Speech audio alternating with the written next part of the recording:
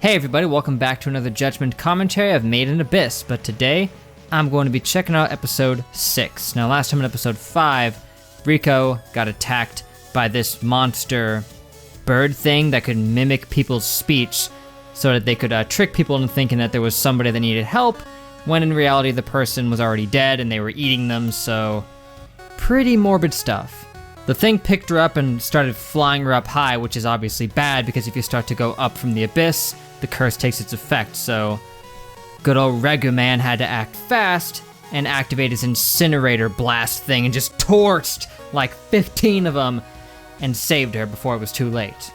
All in all, it was a cool scene, and everything that happened afterwards really started to cement more about Rico's perspective on things, because even when she was almost burned alive accidentally, she wasn't at all concerned. She was more amazed by the power that he possessed and was determined to harness that, to teach him how to use it properly. She wasn't, concerned with the dangers, she was more concerned with the potential.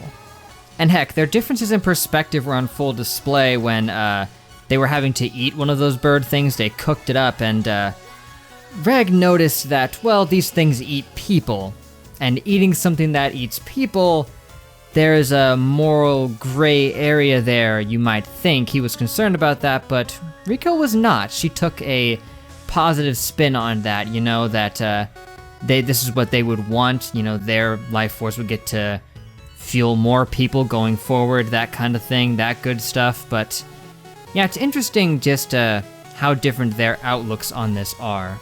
All in all, I thought it was another really good episode for Made in Abyss, and I'm excited to see what we have in store today. So without further ado, I guess it could be unmovable. If the cube is the unmovable sovereign, then it must have always been there, because if they moved it there, then it's not unmovable. I'm not sure, I'm just making stuff up now, but anyway, I guess it's going to be it for today, guys, but thank you for watching. Make sure to leave a like and a comment if you enjoyed, and subscribe to be updated on more Made in Abyss as soon as the next episodes are ready. So, yeah, next time, episode 7. Might as well be about halfway there at that point, especially if you count the movie as just a part of the whole, which might as well be, but okay, interesting episode. Had some pleasant interactions with this with that kid who's, dang, I said their name once, but I don't remember it just because it was so weird sounding and hard to pronounce correctly. Yeah, and they didn't answer the question if they were a girl or not. I mean, they're wearing a dress, but that doesn't inherently mean girl, though. And man, Rico, she doesn't have a care in the world. She needs a towel, she will walk right out of there and ask for one. Without even a second thought. No shame. Although one might perceive that as being rude. To them, maybe that's not something that they want to see, huh? Did you think about that, Rico? I'm kidding around. This was a good episode, honestly. Still good, presented interestingness to this. We don't know what the heck is going on with the headless rib cage monster. It was just there and had some boxes fall on it. She ran away and then nothing happened. Maybe, does it have something to do with the cube? I don't know. Are they even gonna answer about the monster? Probably, right? Although they were talking about it as if it was so outlandish, like they had never heard of anything like this thing being in the abyss. And yeah, everything down in the abyss so far that we've seen are monstrous, but they're more realistically monstrous. They're a lot more just like prehistoric animals in their appearance and the way they act. But this thing was full on from hell.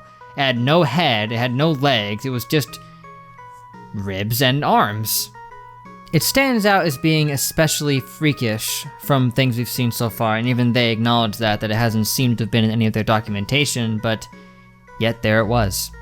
With Ozen being just as much of an enigma as they've described. She's creepy as heck, imposing, very tall, and a bit blunt with the way they describe things. She says what she thinks, and you can respect that to a degree, but she lacks a certain tact.